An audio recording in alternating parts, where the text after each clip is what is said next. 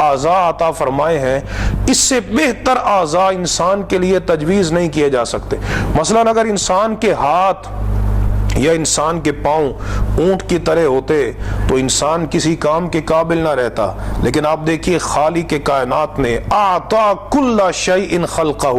ہر مخلوق کو اس نے جیسی اس کی لائق صورت تھی وہ خالق نے عطا فرمائی۔ یہ جو ہمارے ہاتھ ہیں، ان ہاتھوں کے ساتھ ہم اس وقت روئے زمین پر لاکھوں نہیں کروڑوں قسم کے کام کر رہے ہیں۔ اب سوچئے اگر ہمارے ہاتھ اس حیت میں نہ ہوتے جس حیت میں ہیں، اس سے ہم لکھتے بھی ہیں، اس سے ہم پکڑتے بھی ہیں، اس سے ہم مسافہ بھی کرتے ہیں، اس سے ہم اپنی گاڑیوں کو بھی چلاتے ہیں، اس سے جناب دنیا جہان کی چیزیں مصنوعات بھی اس سے بناتے ہیں۔ تو ہاتھوں کی اگر یہ صورت نہ ہوتی جو اس وقت میں ہے تو یہ نتائج نہ نکلتے جو آج انسان دیکھ رہا ہے۔ تو پتہ چلا کہ خالق